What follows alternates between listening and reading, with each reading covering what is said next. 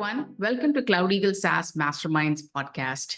Today on the show we have Najia, and she works at Bolt in the procurement team. Welcome, Nayive. Hello, Nidhi. Thanks for the opportunity to be on your podcast. It's a pleasure to be here. I'm Global Procurement Manager at Bolt, as you mentioned.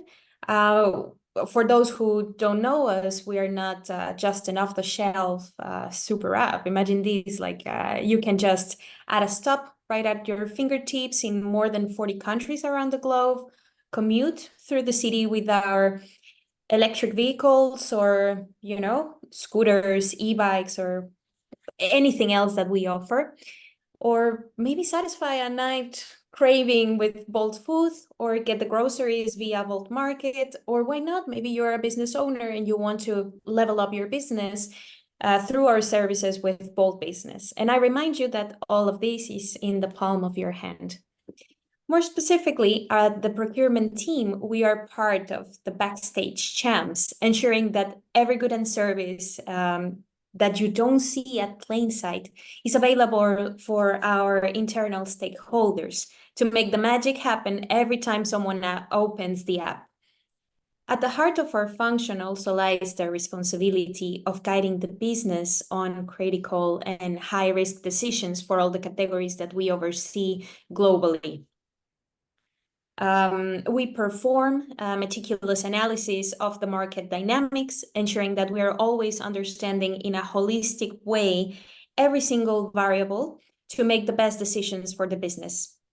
We also manage the complex process of building long-term relationships with our partners since the moment we initiate the conversations with them for the market sourcing step, and till the end where we are already in a contract and we are already, providing feedback to them and having constant communication. And as you can see, we cover every single link in the chain to warranty excellence at every step. Individually, my role as part of the global procurement team, overseeing the categories of engineering, platform, and people, I'm responsible for negotiations, large spend contracts with our suppliers, and my role is also to provide information and advice to our stakeholders of the best procurement practices to mitigate the commercial or risk exposures that we might be facing. My position is mostly strategic, where via the analysis of the spend behavior and understanding how our portfolios work, we are able to determine efficiencies that we can implement, or understanding what are the needs from the business and how we can contribute to make it happen and to have success in every negotiation that we handle. Yeah. So yeah, Nadia, this is really awesome. Thank you. Thanks for providing that introduction. And most importantly about Bolt, I'm pretty sure our audience would have touched Bolt in some way or the other in these 45 countries that we live in, right? So super excited to have you on the show. It's always fun to hear from your own words, your own career journey. What prompted you to be a procurement, manager, right? I mean, how you have gone through your entire, would love to understand a little bit more about your own personal tidbits, and somebody who wants to be in procurement sourcing, what would be your advice to them?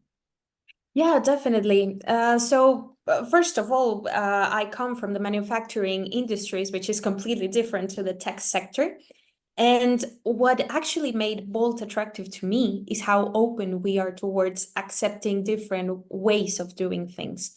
Of course, we aim to be extremely lean and efficient, but also the way we achieve it is completely different from many other companies out there. I don't mean it's wrong or bad, but it's just a different way of doing things.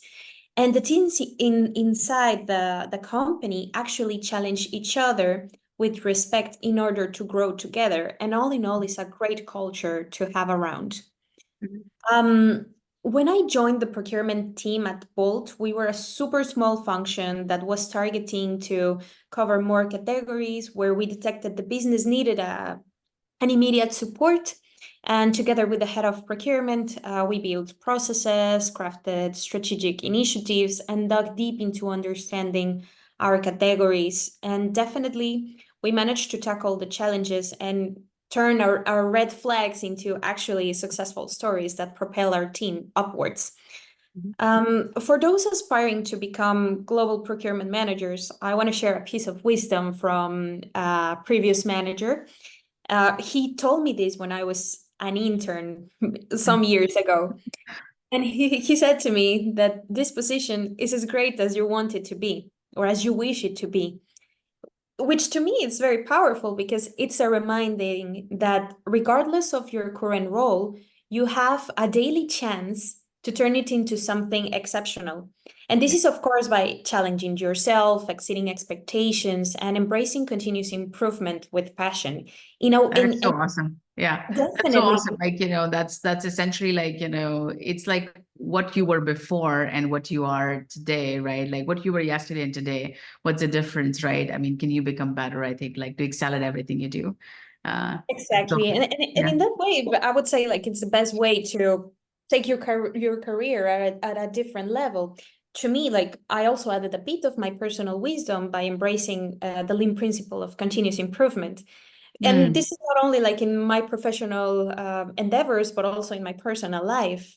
To me, it means that you have to be resilient. And this reminds us as well that our current state might not be aligned with our targets or with our ambition, but through persistence, curiosity, and commitment to deliver excellence in every project you handle, you can actually influence your surroundings positively, surprising yourself by achieving it, or even, like surpassing it. Who knows? Yeah, this is really great because I think like I mean, as women in the tech workforce, right? I mean, today's a little timely because yesterday was like the Women's Day, right? So Yeah. beginning of March, right? And I think this is very, I think like it goes for everybody, all our male and female colleagues, both, but like especially for female because we have more hurdles to cross, right? So having the word, you use the word resilience is really important. Really excelling at what you do is really important, right? So yeah, thanks for sharing that. Really appreciate that. That's super awesome to hear, right?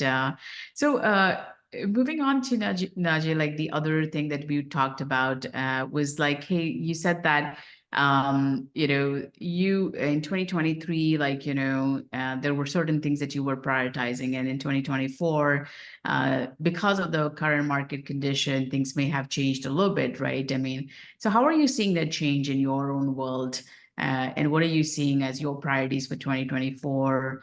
How, your daily life has changed because of that? We'd love to just get a glimpse of that for our audience. Yeah, for sure.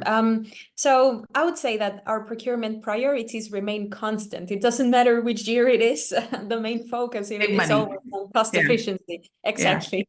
yeah, However, for us at Bolt, in the previous years, we were at a hyper growth scale. yeah. And now we are in a more sustainable growth, which actually has provided us, especially in the procurement function, the opportunity to fortify our position. And this shift has also enabled us to cultivate and foster long-term relationships with our partners, setting the groundwork for sustainable relationships and organic ones. While Bolt is still venturing into new markets, it's really fair to admit that we still have challenges, but we have embraced a strategy that it's really structured and meticulously planned, which at the end of the day only ensures smooth operations and ease operations, but also provides clarity to the business and to our providers as to what is the standard that we are willing to accept and where do we want to go to achieve our goals.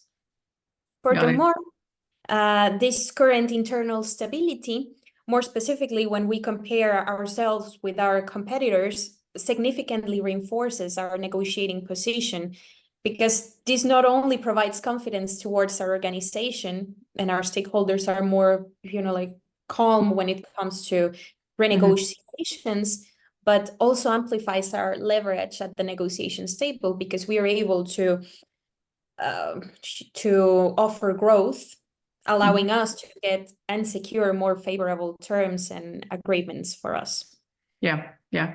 And so that means like you are basically sitting as a partner to your business owners and saying, hey, like this is how the strategy should be, like, not only for this negotiation, but I mean, that goes into your relationship because I'm presuming that you're treating your vendors as partners, right? That enable that growth to happen, right? So it has to be a win-win situation for, the vendor as well as you. And so like building that relationship is really important when it comes down to, hey, how am I gonna, not only look at this contract where I have to get, a desirable rate, but then also for my longer term, right? Like next 3-5 years, how do I work with this partner and get the best out there, right? So we'd love to get a glimpse of that as well as to how you actually go about doing that. In some of your contracts, if you can give some examples for our audience, that would be super helpful. Yeah, definitely. I mean, for example, in previous years, we were negotiating contracts towards our needs. And now, for example, with AI, which is something that a few years ago it wasn't a thing, and right now it's everywhere and it's implemented in many different services. Now we have different challenges to tackle because it's like so many different possibilities can happen, not only with the product itself, but contractual breaches as well. So these are new risks that as procurement professionals, we need to be understanding and, always being up to date because you don't know how this might affect your business in the future. And it's crucial, especially from a procurement specialist, to handle this in the most appropriate way and have, like excellent communication with your maybe data privacy teams or legal teams to make yourself also stronger. So, how do you start about like, let's say like a renewal is coming up, or if your business, partner basically comes and says, hey, I want to procure a new software or a new, like, how do you go about, like, in your mind, like, what are some of the steps that you take so that you're not only, because I've seen like procurement people go both ways, right? So one way is like, they would say, hey, whatever they're offering, maybe I'll just have like a, part of like, I want to get like 10% discount, 20% discount. That's one way, right?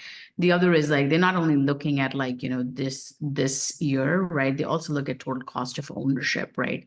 Can I get some, free stuff from them, right? Instead of getting like a 12-month contract, I can get a 14-month and get like 2 months of trial, right? Or I could get a sandbox. I mean, there's lots of ways that you could like go out and like get more, but have a much more relationship where you're also giving like, hey, vendor, I'm going to give you feedback, right? I'm going to, be part of your press release. I mean, there's lots of tools that one can use, but we'll love to understand like, how you approach these negotiations, especially from a relationship perspective. Like, what's your strategy look like?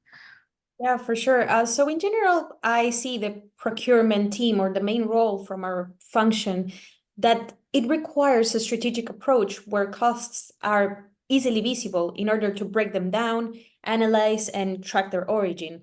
And when managing the spend, it is really critical to the manager to understand their portfolios. And most importantly, is to classify it per categories and perform a tail spend analysis. This actually sheds more light as to what to focus on. And based on this and a complete contract road mapping for, I would say, at least the next year, the manager is empowered to draft their strategy per category.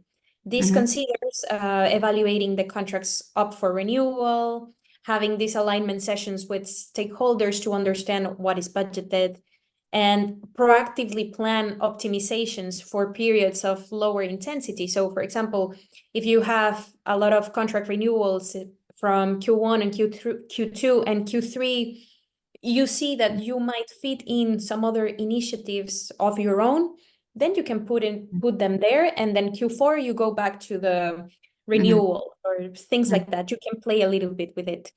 And throughout this phase, I would say that it is imperative to measure the negotiation efforts required per category, per provider, whether if it's maintenance oriented or bottleneck categories that require or demand special attention, leverage services, or strategic ones. Each of them warrant a distinct approach tailored to their unique outcomes. For example, the services that we say that, oh, this is super easy to substitute, means that the market has a wider option of vendors with similar services. And by seamlessly transitioning this type of services, the procurement manager not only enhances cost effectiveness, but also ensure operational ease for the stakeholders, because the switch is super easy. Maybe you just need an API and done. Yeah. On the other hand, you have those that fall on the bottleneck perspective that represent extremely critical services to the company's operations. And these might bring a lot of different challenges, such as the lengthy integrations, lack of competitive market alternatives. And while anticipating I would say like a conservative approach to savings, these services hold a huge value to the company. And as you were saying, here you can propose some optimization strategies that may focus mostly on product enhancements or efficiency improvements by challenging the supplier to their expertise and how they can drive innovation instead. Like, how can I make this product more useful towards our needs? And maybe I can still spend the same, but I'm consuming way more from you. So it's the same bill, but like, you're getting more for what you're paying for, right? So I think like, increasing your ROI is more important than reducing cost, right? I mean, both are equally important, but you need to like increase your return on your investment, most importantly, right? So yeah, definitely. And the value that the suppliers can bring to the table is tremendous on this approach. After those steps have been cleared by the procurement manager, execution is the key. And being diligent while following your plan, because this will turn a really good strategy on paper to a successful story, because you went beyond just a spend analysis. Now, when it comes to the part of taking care and maintaining these relationships with the providers, it is imperative to be careful and recognize that both parties have their interests on the table. My advice in this regard is to prioritize authenticity and transparency. Conversations with our counterparties should remain always constructive and stay away from confrontation. Even when tensions arise, maintaining the focus and composure is the key. I mean, we're all humans and emotions sometimes can come into play. But it is most important to keep our targets and objectives in mind while negotiating. By fostering an environment of mutual respect and clear communication of our interests, we can navigate challenges and safeguard the integrity of our partnerships. For me, it's also worth mentioning that our partnerships extend far beyond the dotted line of a contract, which was something that we were also discussing previously. By implement follow-up mechanisms like monthly reviews or quarterly business reviews, involving our stakeholders and partners, which is paramount. These spaces let both teams to share the state of the affairs, identify areas of improvement in the relationship or just in the daily operations. And this also allows them to evaluate the outcomes of the previous actions and acknowledge what went right and what were the drawbacks that we had from both sides. It's feedback from them and feedback from us. No, that makes sense, Naji. So like, it's definitely, so do you like on your QBRs or like your quarterly business reviews, you get like the vendor, you're involved, and then obviously the business owner, is that how you conduct them? Okay. That's very interesting. Yeah, definitely. And to me, it allows both parties to remain informed and engage throughout the development process by minimizing the appearance of wasted efforts and resources on solutions that ultimately might not meet our needs or requirements, which, for example, before implementing this with our providers, we used to have some cases in which a provider was like, yeah, I developed this for you. I think this is really good for you. And when we tested it out, we figured out that it doesn't create any value to us. So, maybe they spent a lot of time to create that, and at the end of the day, it's not useful for us. And in some cases, after implementing this, we have been able to influence positively the pipeline of the new products or services coming, to get a tighter collaboration and share a vision of the future. I think that's really important, right? Like, the idea of like where their roadmap is and how does that align with the value that you can get from that product, right?